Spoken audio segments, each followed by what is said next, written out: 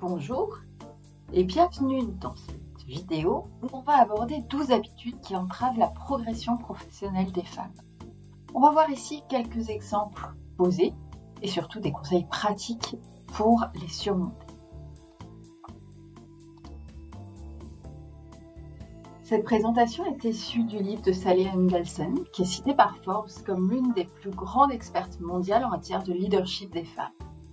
Elle a répertorié 12 habitudes qui nous entravent. Et dans son livre, elle encourage à tirer parti de ses forces et à surmonter les barrières internes pour maximiser la croissance et l'impact professionnel. Alors attention, ces habitudes nous concernent tous, femmes et hommes. Je vous invite à prendre un crayon et à noter les habitudes dans lesquelles vous vous reconnaissez. C'est parti! Dans ces 12 habitudes à changer, je les ai répertoriées en 5 grands groupes. Tout ce qui est lié au fait d'attendre la reconnaissance, le fait qu'on se focalise sur des choses qui ont un moindre intérêt pour notre carrière, on sous-estime les relations, parfois on donne trop d'importance à certains détails et on dose pas. Si on regarde un peu plus dans le détail, pour tout ce qui concerne le fait d'attendre de la reconnaissance, la première chose, c'est qu'on n'ose pas valoriser nos réussites. On se dit, mon travail devrait parler de lui-même. Et du coup, on ne partage pas nos succès. Or, il nous faut apprendre à reconnaître et à communiquer nos réalisations de manière claire et confiante, sans honte, sans fausse modestie. Donc pour ça, il nous faut pratiquer et nous entraîner à parler de nos succès avec des amis, avec des mentors, pour gagner en assurance. La deuxième chose, c'est d'attendre des autres qu'ils reconnaissent et qu'ils remarquent et récompensent spontanément nos réalisations. On se dit, si je travaille dur, les gens vont le remarquer. Eh ben non, c'est pas suffisant. Et du coup, je nous invite à demander du feedback, voire même des promotions. Et de prendre l'initiative de parler de nos contributions, de nous demander des retours ou des promotions.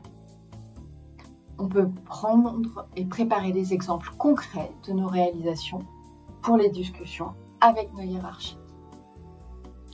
Le deuxième axe, c'est de se focaliser sur des choses à moindre intérêt. La première chose, c'est paradoxal, c'est de surestimer l'expertise. On se dit, je dois être experte dans tout ce que je fais. Et on va se concentrer sur le perfectionnement des compétences techniques au détriment des compétences relationnelles qui pourtant sont nos atouts.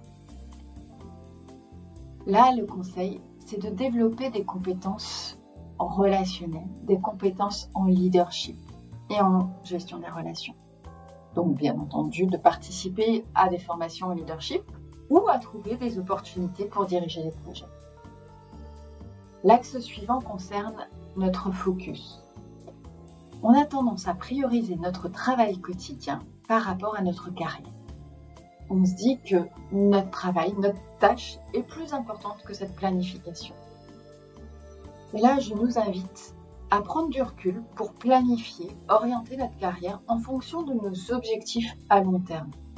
De réserver du temps régulièrement pour évaluer nos progrès et ajuster nos objectifs de carrière.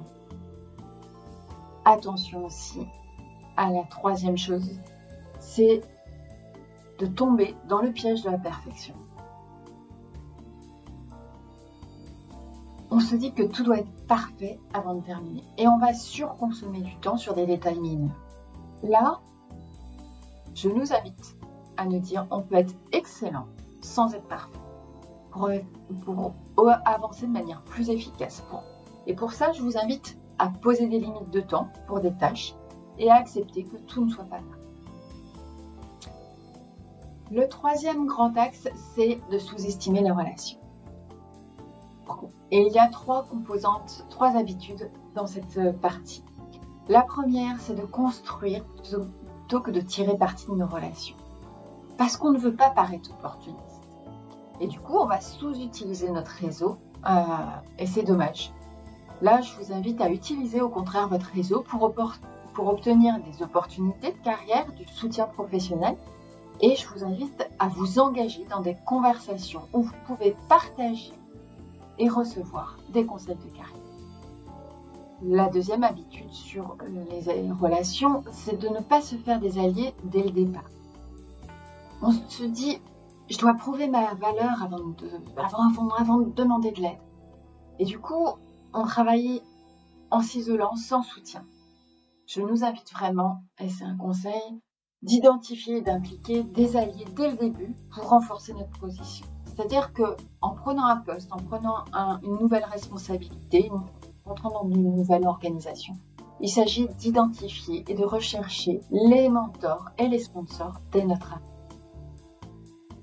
Troisième habitude qui nous dessert, le désir de plaire.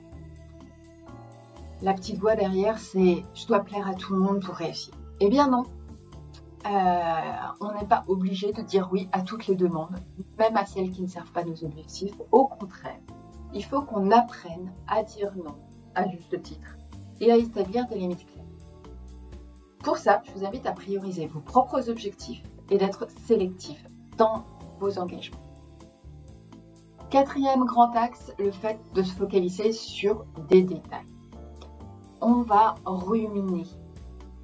On réfléchit trop, on ressasse des situations négatives. Et quelque part, on ne peut pas s'empêcher ce hamster de tourner dans sa roue. Donc, on va surconsommer du temps sur du passé. Là, il y a plusieurs choses à faire. La première, c'est de tirer parti des situations, c'est-à-dire que par rapport à une situation donnée, on va l'analyser et voir qu'est-ce qu'on peut apprendre dans cette situation, mais ne pas embarquer la charge émotionnelle qui est associée. On peut bien sûr travailler tout ce qui est méditation, relaxation pour gérer le stress et de se défaire de ce hamster qui tourne dans la roue. L'autre axe, c'est de laisser notre radar nous distraire.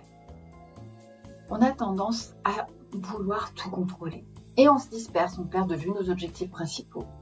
Là, le conseil, c'est de rester concentré sur nos objectifs principaux et de ne pas nous laisser détourner par des distractions.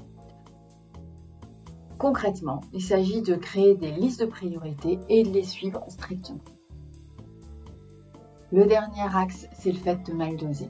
On peut minimiser l'importance de nos contributions. Par exemple, on a tendance à mettre le mot « petit » dans beaucoup de phrases. J'ai passé un petit peu de temps, j'ai fait un petit dossier, je fais une petite préparation. Non.